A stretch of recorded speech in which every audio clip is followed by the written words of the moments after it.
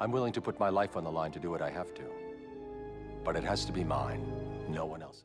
Hey, what's happening, people? It's Banik here with another video, and it seems we are back talking about another Batman movie. The last one we looked at, Batman Hush, was an abomination, and I found that everyone was in agreement for the most part. But now, we're diving into a good film. One that takes the beautiful foundation of Batman and expands on it. The title is a bit of hyperbole because I wouldn't say this film is perfect in every way. The Absolute Worst and Absolute Perfection series are meant to be me going in depth on a movie I think is overall bad, despite having some good qualities, and vice versa. There's probably a myriad of things I missed in the last video, and there's probably going to be things I miss in this video. Before we get into today's topic, I'd like to address something that I thought might be a problem or inconsistency that arose during my last video, or that might come up sometime in the future: comic accuracy. In the last video, I compared the animated adaptation of Batman Hush to its source material, and I want to make it clear that I have varying standards for comic accuracy. It all depends on context. Batman Hush took the name, plot, characters, and look straight from the book. Their attempt was to adapt the original story, and they failed miserably. That's when comic accuracy mattered. They tried to adapt a previously existing story and failed.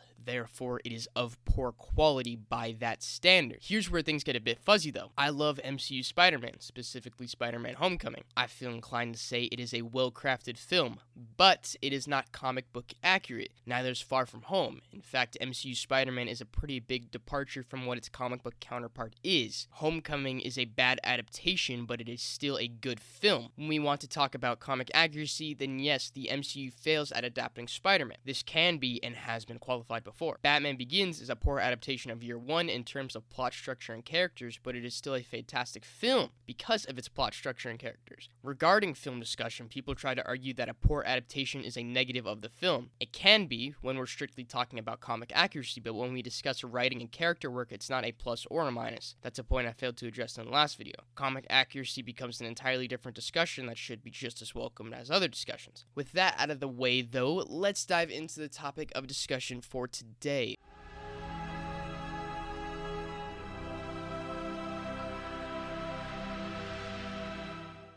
A quick history lesson. Batman Gotham Knight was a straight-to-DVD release in 2008. The film is split into 6 different parts, or episodes, each episode made by a different Japanese art studio. The film is recognized as the bridge between Batman Begins and The Dark Knight, but the producers have said it's not necessarily canon, especially when there are noticeable continuity errors, such as Wayne Manor still being not burnt down, but this could easily be seen as a standalone Batman adventure, regardless. Kevin Conroy is back as Batman, so that's already a plus. If you haven't seen the last video, I went in depth on Batman Hush, looking at the smallest details, portrayal of the characters, and overall writing to determine how all those things ruin the film. I'll be doing the same here, but in a positive light, because this anthology is genuinely amazing. I watched it when I was little, and I revisit it at least every month to gawk at how brilliantly crafted the product is. Hopefully I'll be able to convince you of the same. This video will be rather lengthy once again, so if you feel inclined to take a break and come back after another time, each episode will be split up into sections, with timestamps provided in the description. But without further ado, let's dive into this magnificent journey.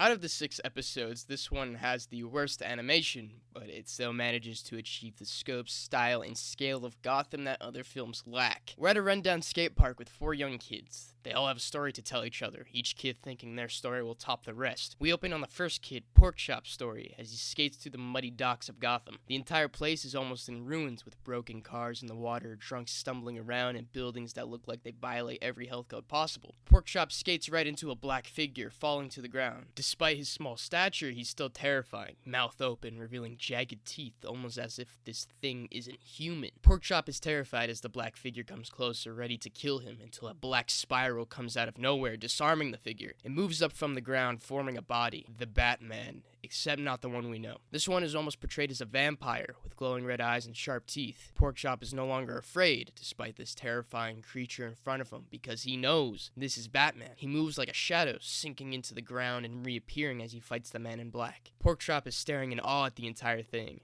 Batman manages to steal the belt off the Man in Black, but not before he throws a flashbang, making his escape into the river. Batman screeches like an animal before he becomes a black puddle, disappearing to pursue the Man in Black. Our next kid, Mish, has an entirely different encounter. We open her story on a beautiful shot of Gotham in all of its bustle and golden glory. There's so much detail in this one establishing shot showing that Gotham is a massive playground with so much to explore. Mish skates through the streets, bumping into as many people as possible until a cop grabs her. Before any questions can be asked, our Man in Black comes shooting through the air with a jetpack. He lands in the street, roaming around to see if there's any danger. The police let go of Mish and attempt to apprehend the Man in Black. He grabs a hostage and flies off. Then Batman flies through the air after the Man in Black. There's something different this time though. He's an actual bat, flapping wings and all. He rescues the hostage and brings her to the cops. Once again, Batman is seen as a literal animal, a man-bat, if you will. He lifts off and catches the Man in Black, hurling his jetpack into the distance. Batman lands in front of the Man in Black and slashes his head off. Yo, wait a minute. Batman never cut nobody's head off. Everybody knows he don't ever kill nobody. I'm making it more colorful. We cut back to her story as the Man in Black flees and Batman continues the chase. They continue their battle all the way to the river as Mish followed them. The Man in Black dives into the river, making his escape. Batman flies off. Mish and Porkchop make the connection that her story takes place right before his story. Now we're back at the beginning where the chase began, but this time through the eyes of Dander. We open on the top of a building, presumably a tourist attraction or some sort of hangout spot for citizens who want to escape the drab sidewalks of Gotham. The elevator explodes and our Man in Black walks out with 2 firearms, demanding the people of their valuables. Before anybody can move, a giant gyro comes into view and a robot like Batman drops onto the building. This time Batman is actually talking, but it seems he's an actual robot. Batman's hand transforms into a laser and he fires at the Man in Black, destroying one of his guns. They engage in close combat and Batman gives him a mean right hook, knocking him off the building, only for the Man in Black to activate his jetpack. Batman leaves off the building like the Hulk and begins his pursuit. We're now fully caught up. Our last kid, B-Devil, is disappointed. His friends all have something to tell while he has nothing. Then, suddenly, the Man in Black crashes through the window of the skate park, followed by a bloody Batman, this time looking normal, almost like the New Adventures of Batman design. The Man in Black activates a smoke bomb, clouding the room. He picks up a shard of glass, ready to kill, before he's able to stab Batman.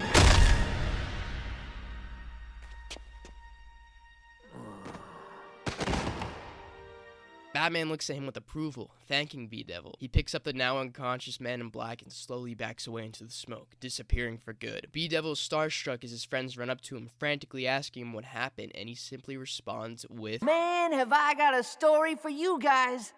There's only 2 problems in the form of plot contrivances that arise during the short. How did Mish keep up with Batman and the Man in Black all the way to the docks? She's a really fast skater? Press X to doubt on that one. In Dander's story, Batman punches the Man in Black off the building. Did Batman know he had a jetpack? Because if he didn't, it seems like Batman meant to kill him. This is one of 2 shorts that helps build Gotham as a character. It helps personalize this vast city of nameless faces. It helps show the people of Gotham aren't entirely helpless. Batman would be dead without that kid. All of the other kids tell these stories of shock and awe of this devil-like creature. And sure, B-Devil thinks that's all awesome, but what amazes him even more is seeing this man, not a vampire, devil, robot, or shadow, but a man fighting against this evil and seeing that he can too. Batman is a beacon of hope to so many people. When that light shines in the sky, this mortal man steps up to show the people of Gotham that there will be another tomorrow.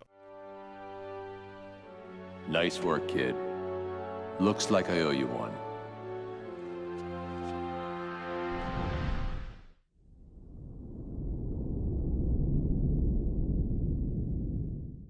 We open on the GCPD as the cops and detectives lounge around in their office working. In the background, a news report is talking about Bruce Wayne launching a new satellite. That'll be important later. We zoom in on one detective, Chris Allen, as he stares at Lieutenant James Gordon's office. A large shadow comes into the view of the window, presumably Batman. His partner interrupts his train of thought. Detective Allen looks on in dismay. It's clear he's not a big fan of Batman. Gordon calls him and his partner, Ramirez, some of you might recognize her from a certain other Batman movie, into his office. Gordon tells the two that their job is to deliver the Man in Black, Jacob Feely, across the Narrows, presumably to Arkham. Detective Allen tells Gordon that Maroni's guys, familiar, are gunning for the Russians tonight in the Tri-Corner of Gotham and questions if now is really the best time to be delivering a prisoner. He also expresses his distrust with Batman. Gordon tells him he'll learn to trust him. The shot is slowly swarmed with bats as a means of fading to black. Where this wouldn't work in live action, it works perfectly here. I'd like to think the bats swarming the screen represent Batman's presence in Gotham. He's everywhere, involved in everything. This is a great method of visual storytelling. We don't need to be told everything by the characters' words because their actions are equally significant. As we pan down from the vibrant city into the dirty streets, our detectives race by some newspapers, splashing them onto the screen, showing that a gang war between Maroni and the Russians rage on. Alan and Ramirez argue about Batman. The scene tells us everything we need to know about these two characters and how they fit into the story. Ramirez tells Alan that things have changed for the better because of Batman. While she says this, we get this beautiful shot of Batman overlooking a colorful Gotham. This shot seems to be a tribute to Jim Lee's work. This is fan service done right.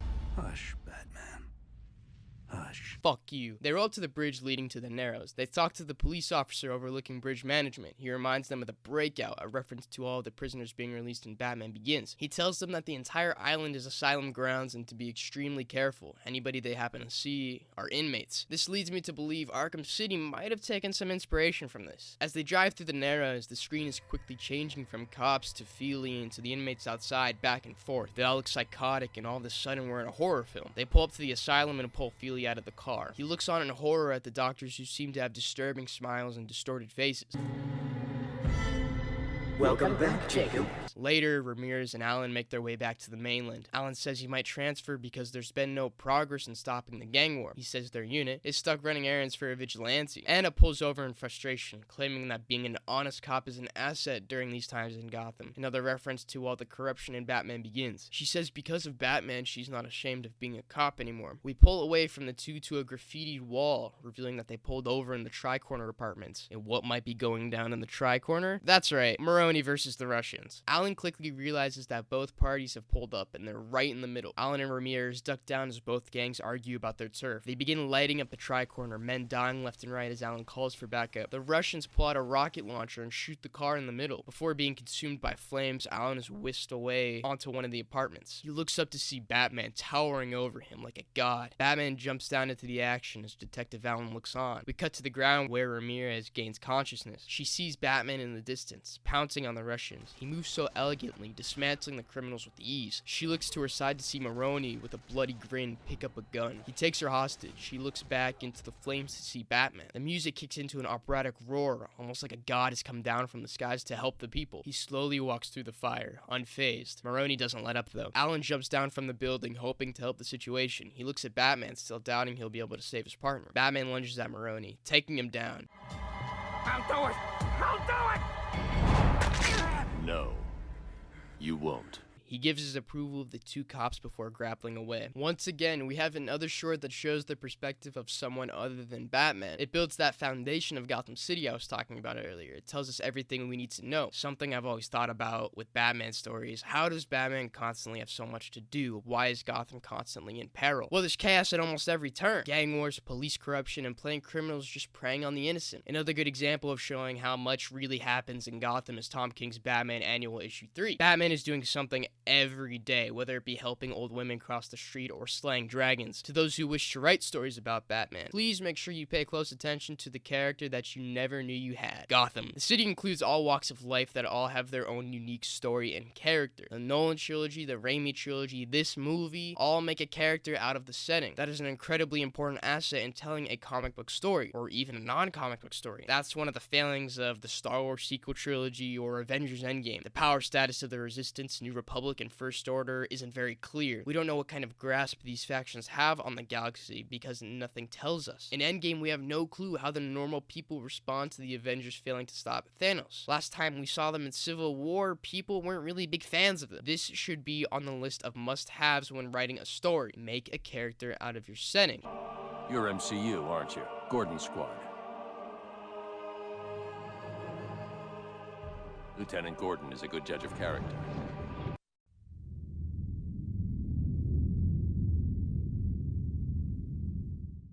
Bruce walks into the lab of Wayne Tech with with a giant piece of a satellite laying on the ground. He greets Lucius Fox. Lucius hands Bruce pictures of the yachts the Russians and Italians are hiding out on. If you remember in the last episode, it was mentioned in a news segment that Bruce had launched a new satellite. That's how they got these pictures. Lucius explains that an electromagnetic pulse managed to crush the satellite from the inside. He wants to replicate what happened, so he decides to use the Batmobile. Once he turns the car on, everything metal begins floating. The goal is to create a navigation tool for satellites, but the circuit they're using doesn't seem to be working, so they decide to test it as body armor. Lucius put a sensor into the circuit that detects high-pitched sounds, particularly gunshots. It charges the circuit and triggers a force field. Bruce is astounded by what he sees. One of the highlights of this episode is the character interactions. Bruce and Lucius talk like friends. Bruce acts like a human being. There is wit and attitude to his character. He's not a block of wood. Somebody pulls a rifle, though, you better duck.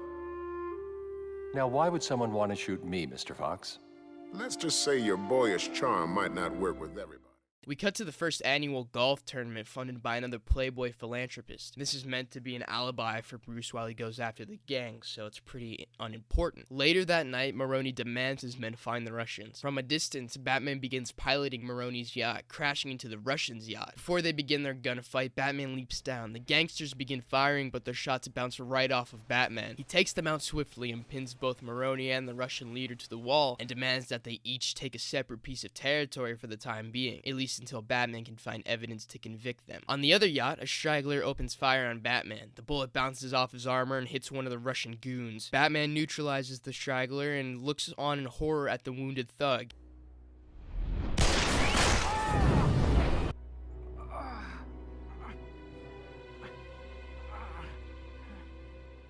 You broke him, you bought him. He grabs the injured goon and grapples away to rush him to the hospital. When they get to the hospital, the thug tries escaping, but Batman captures him, getting him into the hospital. Later on, Bruce gives the circuit back to Lucius, telling him it works too well. It works too well. I'm willing to put my life on the line to do what I have to. But it has to be mine, no one else's. This is easily one of the best episodes and possibly my favorite. Bruce has this composure that's almost unshakable until he almost gets somebody killed. I think this cements the idea that saving people comes above everything in Batman's eyes. He could easily possess the highest tech possible, but not without consequence. Going a bit superficial, the animation is stellar. The lighting gives off a beautiful glow that helps pop the colors in a shot, so we don't get these dull, gray, ugly scenes you see in other animations. I like to think of this episode as a day in the life of story. Batman is constantly improving and building onto his ever-growing arsenal, similar to how the city is constantly filling up with more and more evil. He has to adapt. There's never really a point where he's stagnant, and I think that's what makes a lot of his stories so authentic. This helps extinguish any repetition possible. Sadly, many writers still haven't adapted to that idea of relevant change. I think the prime example of good progression is James Tynion's Detective Comics Rebirth run. The story is constantly being built upon while the characters and relationships develop. It's like a TV series. It presents such an interesting evolution of the Batman mythos worth covering later down the line.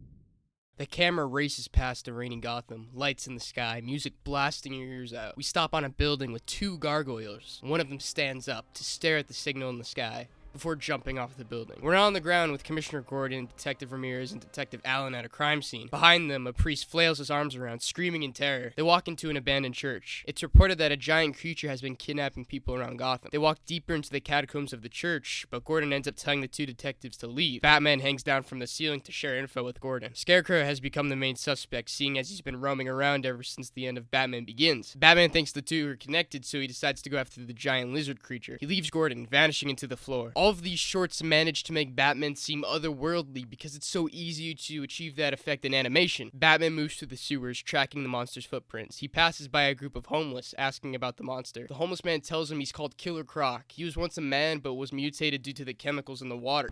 Hey, Bat, when you flying, what the city look like from up on high? It looks dirty. Over the comms, Gordon tells Batman that Croc used to be one of Crane's patients in Arkham Asylum. On top of the mutation, he has a skin disease, sharpened teeth, and an itch for murder. Before Batman continues, the walls collapse around him. Killer Croc comes out of the water. He gets a huge fear toxin-induced bite into Batman. He shoves a bomb into Croc's throat, scaring him away for good. Batman moves toward a light at the end of the tunnel, people chanting in the distance, worshipping Scarecrow as he proceeds to kill one of the kidnapped victims. Batman drops down, taking Crane's followers out. He moves with such ease like he's working off of instinct and takes out Scarecrow. He grabs the priest and pulls him up onto a column. In order to escape, Batman floods the catacombs. He and the priest are pushed through one of the pipes, out into the open. The shot quickly turns blue as they both fall out into the city. Batman returns the priest to Gordon, then runs off into the night. This is a really cut and dry episode. Its value is in the animation and coloring. We'll have shots full of blue or full of brown, yellow, or green. I don't have much praise for this one because most of it is just dumb fun entertainment. On a side note, we also get a slight confirmation that Killer Croc is essentially in the Nolanverse.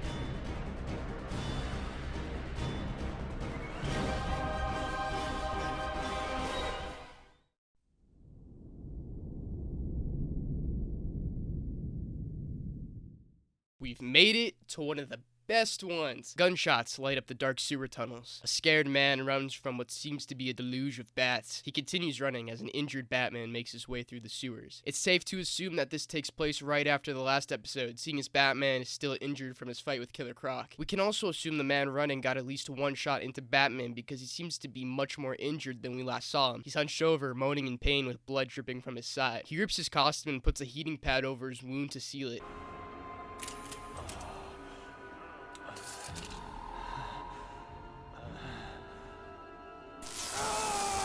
As he screams in pain, we cut to another man doing the same. We're now at a time in Bruce's past, before Batman. All around him, men are being crudely operated on. We learn that Bruce signed up to help with a relief effort in India, following in his father's footsteps being a surgeon, but not a very good one. The entire short cuts back to Bruce and to Batman in the past and in the present. We're now with Batman in the sewers as he tries to make his way up to the surface. One of his handholds break and he falls down, landing on pipes and brick. We're back in India. Bruce is trying to get more training, but the one group he found won't accept him because he doesn't seek truth or enlightenment. But there is someone else willing to train him, a woman named Cassandra, strong in the ways of controlling pain. Bruce says he wants to know how to deal with his pain, physically at least. We're back in the sewer. Batman is huddled in the cold. He contacts Alfred for a pickup. In India, Cassandra begins teaching Bruce. She tells him that pain is something more than physical. It can be controlled through the spirit. As Cassandra lectures Bruce, we get a montage of him meditating and Batman climbing through the sewer. He walks on hot coals, does acupuncture. And guess what? He doesn't want to bang Cassandra. After months, Bruce finally asks Cassandra how she came to be where she is. When she was a child, she pretended to be a boy in order to learn the techniques that she teaches Bruce. She's eventually cast out, her village hating her, calling her a witch. Bruce asks why she doesn't leave. Why? Because this is where I belong. In your life. Isn't there such a place? Much like Bruce believes he should be in Gotham. This is a great way of showing those thought bubbles I was talking about in the last video. We don't necessarily need to explicitly see what Batman is thinking as he roams through the sewer. It's much more subtle than having him narrate all of this. And I think it's pretty brilliant to have Cassandra be the voice in Batman's head as he struggles to keep going. Back in the sewer, Batman is right below the street. He sits down in the garbage waiting for Alfred. He feels something hard in the piles of trash.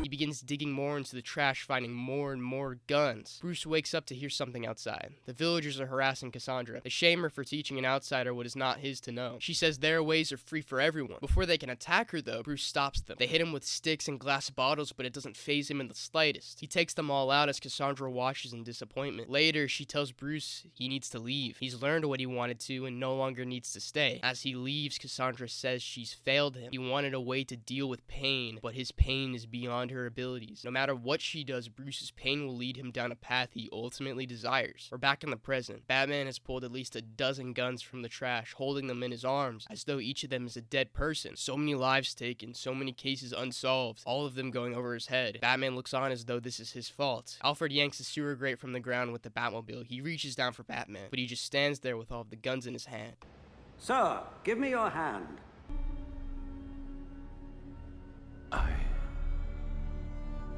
I can't. I love this episode so much. The animation grounds off the bombastic action that we've been watching for the past few episodes and stops to talk about Bruce Wayne. This episode shows so much of Batman's psyche that some seem to miss. This never-ending war on crime will always result in pain and suffering no matter what happens. But what truly matters is getting back up. I feel like this takes the line from Batman Begins and expands on it. Why do we fall? So that we can learn to pick ourselves up.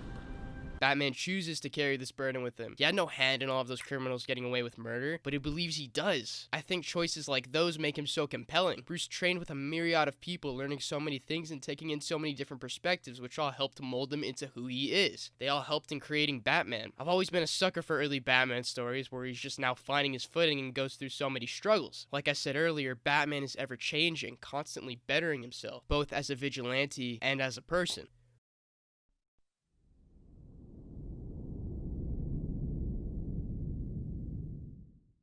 Bruce stares into space. He thinks about that night, every vivid detail of the night his parents were murdered. Later, as Bruce trains, Alfred drops the bag of guns we saw previously on Bruce's desk. Elsewhere in Gotham, a man in red begins aiming his gun, firing it off into the distance, the shot landing in the head of a partygoer hundreds of miles away. He leaves behind the shell of his bullet, marked with the initials DS, Deadshot. The next day, an unnamed stranger hires Deadshot to kill Jim Gordon. Later that night, Detective Chris Allen tells Batman about the hit on Gordon. A small detail, but one worth mentioning. Detective Chris Allen has changed since the first episode he was in. He now trusts Batman, and it's kind of unfortunate that he wasn't in The Dark Knight or Rises. Gordon hops into a squad car with a group of bodyguards as Batman follows from above. Deadshot sits in a train car, aiming at Gordon. But before his shot lands, Batman hits the bullet with his gauntlet. He locates Deadshot and the chase begins. Batman gets the upper hand against Deadshot despite getting shot in the stomach. While this fight was short, the animators still managed to flex how far they can go with making this look like a comic book come to life. Deadshot confesses that he was hired by the Russians to draw out Batman and kill him. He knocks Deadshot out, leaving him for the cops. Later, Alfred patches Bruce up. He reflects on the night in the alley again.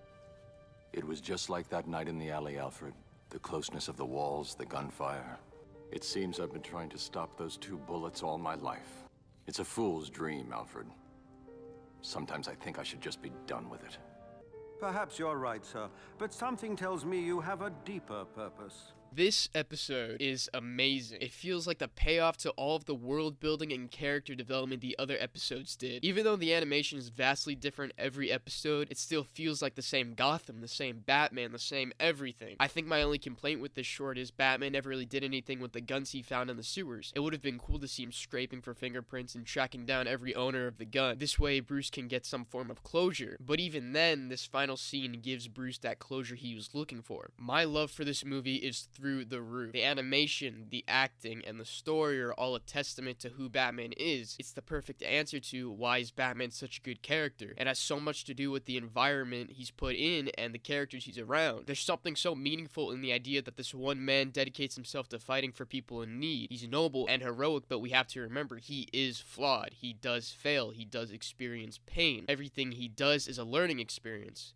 We see the perfect amount of growth from Bruce. His actions are clearly defined and there's good reasoning behind every choice he makes. He doesn't take the high power circuit because he's putting more lives on the line. He doesn't leave Gotham because that's where he feels he belongs. Batman isn't Batman without Gotham because this city is its own character. You can tell a good story without going in depth on your setting, but Batman thrives off of that. We've learned about Gotham, now let's learn about Bruce Wayne. World building is this film's strong suit, and I don't think I'm wrong when I say that it's near perfect. Yes, there are some holes sprinkled into the plot here and there, but they don't destroy the story. It still manages to function with a few loose screws. I wish modern animation would do more stuff like this. I miss looking at heavily detailed and beautiful animation with an interesting story and likable voice cast. I honestly can't figure out why DC would ditch this approach to some of their properties. Imagine a Superman movie like this. When's the last time we got a genuinely good Superman movie? One that really speaks about the character as a whole like this one does for Batman. I highly suggest you pick up a copy of Batman Gotham Knight on Amazon for $10. The whole thing's on YouTube. It's one of the first results that comes up. There has to be some way to tell DC that these current animated movies aren't working. We want that old style of standalone,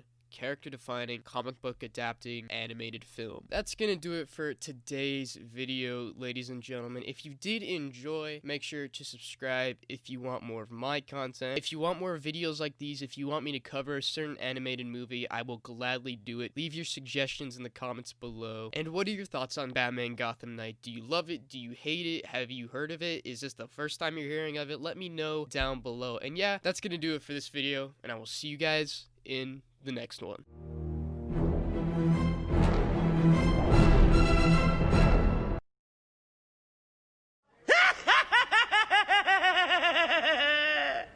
I've been so alone ever since I left the tribe. That's just how it goes, guess I like the lonely vibe. But they'll never know, cause I'm always on